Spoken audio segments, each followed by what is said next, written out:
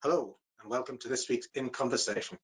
My name is Phil Jackman, and I lead on CyberNorth, Dynamo Northeast cybersecurity cluster. Each week, I'm talking to people in the Northeast cybersecurity industry. Today, I'm joined by Kathryn Cardose, Head of Cyber Operations at Virgin Money. Hello, Kathryn, how are you? I'm good, thanks, and it's nice to see you. And it's like almost we're on the same sofa, and it's a proper chat show. It's nice. I'm not sure you want to be on my sofa, but there you go. Good. Okay, can we start with you telling us a bit about yourself and your role at Virgin Money? Yeah, of course. So I've been in the cybersecurity world for around about, I think it's 8 years this year. It seems to have gone very, very fast. And I haven't always, obviously, in that 8 years before that, I hadn't always been in cybersecurity. At university, I did law, which was obviously useful. Wasn't, but I did nonetheless enjoy it. I took a lot from it in terms of how to structure arguments and all the good stuff that you get from the legal eagles out there. And I started Northern Rock in an admin job. I hated it. I wanted to leave within the first couple of days. About 14 years later, I was still there. I found my way into IT very early doors, and I was doing IT support work for quite a few years. And then yeah, took a bit of what felt like a bit of a career jump and a good step towards making it a real specialism and a good career that follows with it. So that's the last sort of 8 years. As you say, I've recently joined Virgin Money, so I was at EY for a little bit doing consultancy in the cyber world and built out some of the network, and obviously got talking to you guys as well, which was great fun. Really passionate about the Northeast. Really passionate about diversity in the industry as well. So I think that's me in a nutshell. So I understand this is your second time at Virgin Money. So I presume that was when it was no, and you went back to Virgin Money. Yeah. So how are you finding it second time round? What drew you back? Really good question. So what has happened since I left in 2018 was Clydesdale Bank have acquired Virgin Money, which is great. So it's a brand new business. So in some ways, it's like going back home, as you can imagine, out of that amount of time that I was there. And I kind of did some growing up there, I suppose, as well. And it's great being back and seeing that the business has changed. That we've got some new challenges ahead, integration stuff going on, learning more about new colleagues and so on. Because it's not just about the guys that I used to work with. It's also another new half of the bank, bigger than half really. So it's been really good. It did feel like coming home to some extent. Had such a warm welcome on the return, and that made us realise that not only was it a great career move because it was kind of the next step up for me, but also that there's loads to do. There's going to be so many opportunities to shape the way the teams work and things like that. So it just felt like the natural next step, and I was very lucky to get back. Excellent. And so did you actually onboard during lockdown, or did you get into the company before? Absolutely.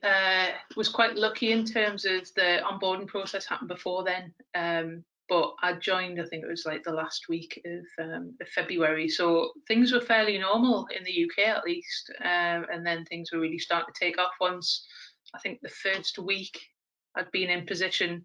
There was a few sort of, all right, is it right that we should be travelling around to different offices? Obviously, that's perfect for me, meeting new team members, and those face-to-face encounters are priceless at times. And obviously that didn't quite work out because that's when we stopped travelling. And then I think it was the following week we went into lockdown. So quite early days for a new job to be sort of then working at home. So obviously I had the benefit of knowing some of the business already, and it's just been a case of getting used to new ways of working and using video conferences like this sort of thing is a daily task. Yeah, so many of us seem to be working from home these days, all of us, I think. And so do you think these changes are going to stay? Do you think we'll be working this way forever?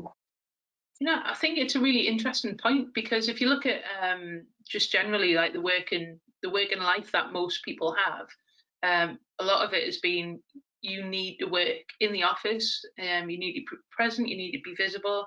And I'm not talking about this from just like a Virgin Money perspective or an EY perspective, but kind of just a wider world at large.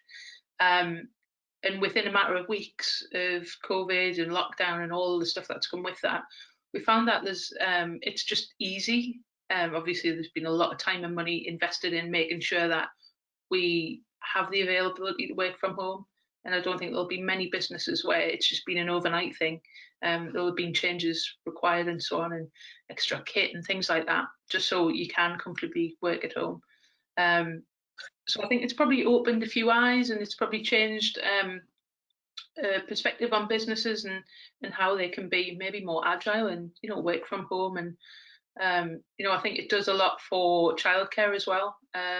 Those days where you maybe would have had to take the day off, it's a bit more possible to work around that. So I think it's done a lot for flexibility of work, and I think again, there's less sort of pressure around needing to be visible. I think face-to-face contact is so important.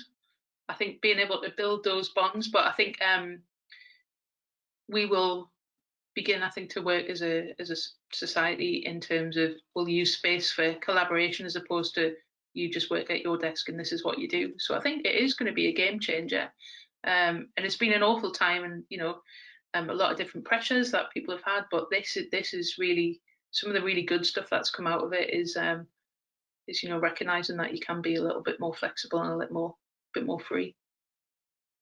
Okay, so I'm hoping that goes back to some sort of mixed economy of people working wherever is appropriate, whether that's in the office with the customers, at home, whatever. But you touched on equality, diversity, gender issues there. I understand last night was the first of the Northeast Ladies Hacking, Northeast Hacking Society, or Ladies of Northeast Hacking Society. Let me get that right. How did that go? It went extremely well. I'm still a little bit basking in the glow of pride and the success that it was. Obviously, the very first one, as you mentioned, we had planned to do it in a physical meetup, but obviously we needed to adapt.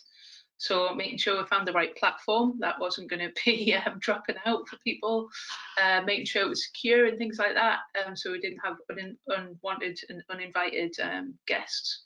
That went beautifully, which is great. The guys who spoke as well, so Annabelle Berry, Nura Alamori from Pentest Partners, Eliza May Austin, who set up Ladies Hacking Society, she spoke to. Some practical exercises in there to follow along and kind of open doors for people who maybe think there's a bit more mystique around cybersecurity than maybe actually we give credit for. So it was great attendees, great speakers, great content. It was excellent. I was very pleased, and I think we're all sort of looking quite proud. And I think you've had Kimberly on as well, Kimberly Hendry, who who's one of the co-founders with me, and we were absolutely buzzing last night once it had finished and it went well. So yeah, excellent. So speaking of unwanted guests, at some point I wouldn't mind getting involved. Perhaps the next one we'll take it from there. But this is primarily a cybersecurity chat. So tell me, how are things in terms of cybersecurity at work? Have you noticed any changes in the way things are? So yeah, actually, by obviously chatting to different parts of the industry, the financial services industry, and not just thinking about Virgin Money, but I think we're all sort of seeing the same sort of threats in terms of, I was kind of laughing to myself last night a little bit about, there was a few hacking groups that are quite prolific with kicking off in these sort of scenarios, saying, look, you know what, we won't do it because we know it's a global issue and so many people are affected. We're not going to jump on the back of any COVID related, phishing campaigns, whatever it might be. And I think there was a section of the industry that sort of went, oh, well, that's good. That's one less thing to worry about. And I thought, well, when these people kind of tend to make a living out of someone else's misery, I'm not believing that for a second that that's going to be the case. But obviously, there's more than just a couple of hacking groups out there in the world. So there is definite spikes in phishing attempts, whether that be smishing or vishing or the traditional phishing. all the stuff about, oh, you can, claim money from working at home through HMRC and the things that exist because it's being advertised in the daily briefings and so on. Obviously, it makes a perfect in for any fishers out there who want to try and get someone on the hook. So saying, click on this link and you can claim your money back, or click on this link and you can get this, that, and the other. There were some pretty good spoofs out there. And people will fall for them. But I suppose end of the day, it's always down to that human element in terms of being aware and making sure that you kind of don't end up on the hook of someone who's trying to defraud you of something. But it's kind of nothing different or special. It's the same method as you always get. But yeah, definitely riding on the back of some of the COVID, fear and activity that's come off the back of it. I doubt many hackers are furloughed during this time. They're always at work, but yeah, that's pros and cons of their role. Indeed, indeed. Okay, so what's your focus? What's your personal focus right now? I suppose it's in two halves at the moment. There is the personal focus for continuing to settle into my new role. It's still quite new, even though it doesn't feel as new as maybe it would if I went to a brand new place. So settle in there, establish what we can do to keep improving things in the security world, make a difference to the teams, and also understand what the dynamics of the kind of new bank is. So that's something that is definitely keeping me interested and excited. The personal focus is to keep building out some of the things with Ladies Hacking Society, doing more with the STEM networks and things like that, just to make sure that some of the things I've experienced along my career that other people don't feel kind of deterred by. So keeping the door open, making sure people understand that there is a good community and you can develop, and you don't have to be this shape, size and background to make a career in technology, not just cyber as well. So those are the two passion projects at the moment. Excellent, excellent. Okay, my last question then. What's the first thing you're going to do once lockdown is over? That's a big question, isn't it? So many things. Do you know? Only allowed one. Only allowed one, right? The first instinct is to go outside and touch things without having to wash my hands or set fire to myself because of the virus and such like. But obviously that comes with seeing friends and family and getting together and enjoying some sunshine outside, and it'll be lovely, won't it? It will be. It will be. It will be. Well, thank you for that, Kathryn.